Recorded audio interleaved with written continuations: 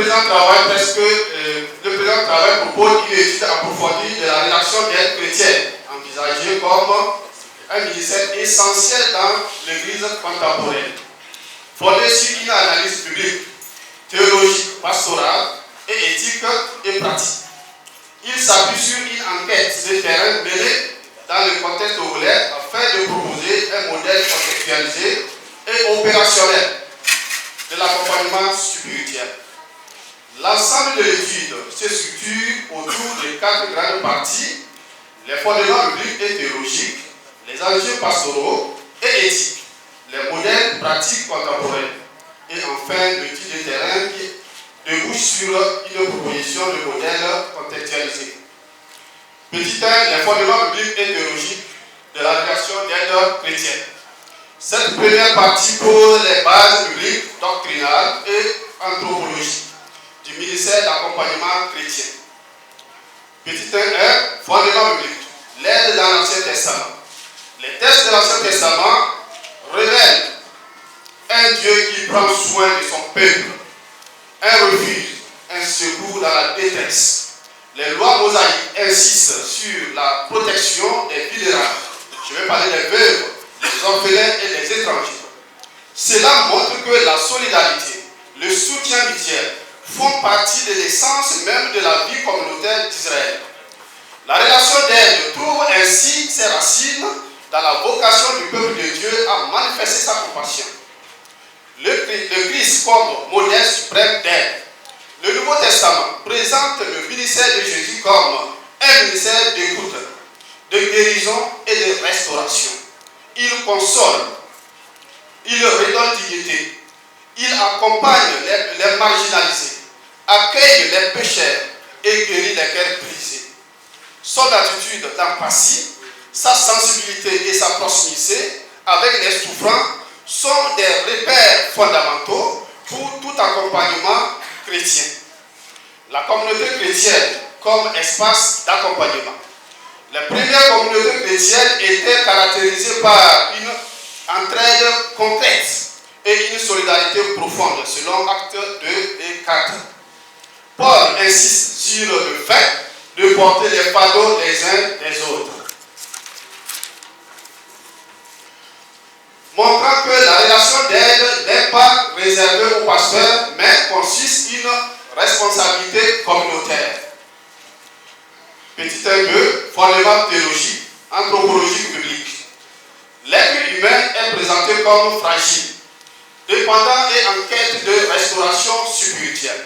Cette vision théologique souligne que la relation d'aide doit viser la guérison globale de la personne, spirituelle, émotionnelle et relationnelle. La théologie de la souffrance. La Bible considère la souffrance non comme une fatalité, mais une réalité humaine à vivre avec espérance. Le rôle du conseiller est d'accompagner, de consoler, de conduire la personne vers une lecture spirituelle de son œuvre. Les problèmes psychosociaux en contexte togolais. Le travail montre que les souffrances psychologiques et émotionnelles sont exacerbées par les facteurs culturels, économiques, familiaux et religieux. La culpabilité, le traumatisme, la peur, la pression sociale et les insuffisances traditionnelles jouent un rôle important dans la détresse de la personne. Cela justifie un accompagnement adapté au contexte local. Implication pastorale. Les partenaires. Nous avons aimé d'abord le thème que tu as présenté, nous avons aimé ça, parce que tu as parlé des relations d'aide chrétienne, fondements bibliques, enjeux pastoraux et pratiques contemporaines. Mais la première remarque que nous avons faite sur ton document, tu es en train de faire ta soutenance sur le Coran. Mais ton document, nous n'avons pas vu, tu n'as pas écrit. Normalement, le niveau duquel tu fais ta soutenance, il faut que cela puisse figurer sur ton document. Donc, c'est juste une remarque. Tu vas le corriger après et tu vas nous envoyer la correction.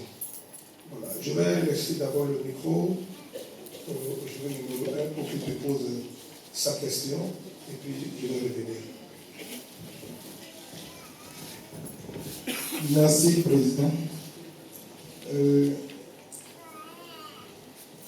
Monsieur Namoine, nous apprécions la qualité de la forme de votre document et nous avons quand même de petites choses à corriger. Par exemple, il a été mis dédicace et remerciements avant le sommaire. Or, lorsqu'on va dans le sommaire, on constate que c'est après le sommaire qu'on a dédicace et remerciements. Donc, il faut ramener ça après le sommaire. Et nous avons remarqué que le document est d'une bonne qualité et le fond est bon. Donc, nous allons poser notre question. Notre question est la suivante. Comment les relations d'aide, selon les fondements bibliques, peuvent-elles être utilisées pour promouvoir la croissance spirituelle et émotionnelle d'un individu? Je peux reprendre? Comment les relations d'aide, selon les fondements bibliques, peuvent-elles être utilisées pour promouvoir la croissance spirituelle et émotionnelle d'un individu? Merci beaucoup, docteur. Ce que nous proposons, c'est de passer par les formations, c'est ce que nous avons compris par les hommes de Dieu. Et également, il faut animer des séminaires sur lesquels il faut toujours mettre le terme en actualité. Parce que c'est un terme, des fois, beaucoup n'en parlent pas. On se donne la plupart des temps de délivrer les gens sans chercher à comprendre le fond de ces personnes. Or, des gens, certaines personnes portent des fardeaux qui ont besoin que certaines personnes les écoutent, les accompagnent, les consolent et les conduisent dans la parole de Dieu, qui est le moteur de toutes choses. Cette personne sera guérie sans même avoir besoin du jour de Dieu de prière avant d'être guérie. Donc, voilà ce que je propose. Donnez-nous quelques versets pour continuer. Bon, je parlais des actes 2 et 4 où Paul nous demande de porter les fardeaux les uns des autres. Cela veut dire que nous devons, étant chrétiens, se soucier de nos frères et nos sœurs qui sont à côté de nous. Quand ils passent des moments difficiles, c'est le moment le plus propice de les apporter le secours que nous pouvons et non le moment de les tourner le dos. Et la plupart du temps, nous voyons c'est quand nos frères et nos sœurs passent dans les moments difficiles que nous éloignons plus d'eux. Or, c'est le contraire, on devrait plus s'approcher à eux, les aider et les soutenir à sortir dans cette épreuve. Potentiel docteur, le jury numéro 1 a déjà touché ma question. J'ai suivi avec attention votre présentation, mais aucun verset n'était mentionné. Donc, c'était là ma question allait s'accentuer. Mais puisqu'il a déjà relevé, je peux toutefois également m'amuser à vous demander de citer peut-être Matthieu 11, 28.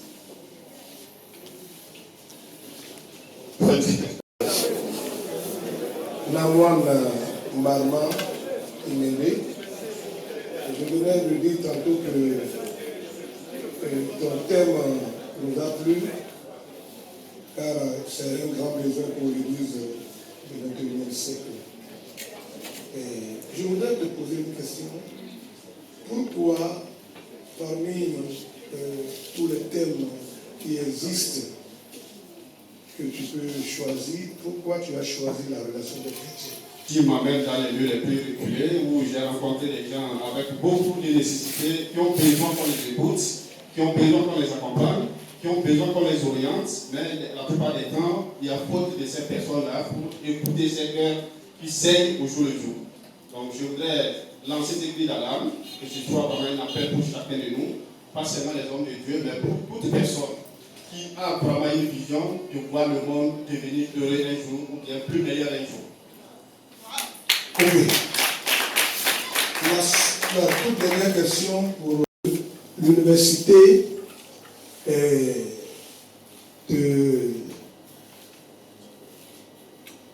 te demande un jour de venir enseigner ce cours-là, quel que soit l'endroit, pourras-tu être disponible pour transmettre cette connaissance aux autres étudiants? Merci beaucoup, papa. Ça sera peut-être un plaisir. Je profite de vous dire que je suis le président d'une université privée, l'université ICA, qui est pour toute l'Afrique francophone. J'ai même des étudiants venus ici dans le domaine de la santé, que j'encadre actuellement. Il y a certaines qui sont militaires que j'encadre actuellement. Donc, je crois que l'enseignement fait partie aussi de l'une de mes vocations. Je suis vraiment enseignant, chercheur, également responsable de l'université, coordinateur d'une ONG. Donc, je le ferai avec plaisir si on me le demande. Aujourd'hui, nous vous faisons entrer dans le rang de docteur. Nous vous élevons au rang de docteur. C'est important. Pour cela, nous faisons cela une touche.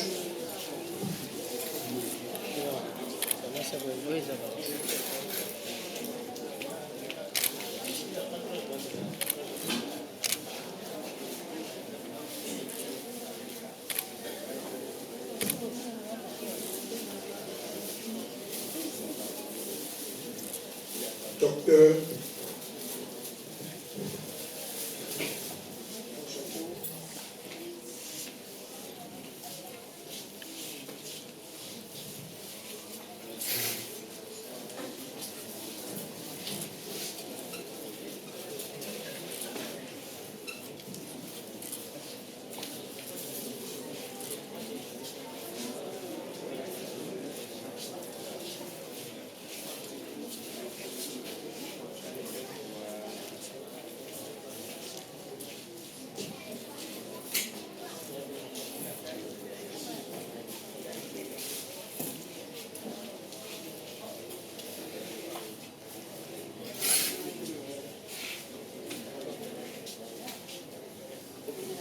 comment on appelle ça? Ok. On appelle ça comment? Non, ça, c'est peut-être un peu là-dessus. On appelle ça sac chercheur. Sac chercheur. Voilà, le docteur. Où est son chapeau? Mettez-lui le chapeau. Excusez, mettez-vous de côté pour le chapeau. Voilà, merci. Voilà, docteur Maran, à partir d'aujourd'hui, par l'autorité qui m'a été conférée en tant que président du jury, moi, ensemble avec tous les docteurs ici présents, au nom de l'école Génération Joël et puis ATMF, nous vous élevons au rang de docteur en théologie. À partir d'aujourd'hui, votre nom sera précédé par le mot docteur. Que le Seigneur vous bénisse. Tu te mets de tous côtés. Docteur Ripondé.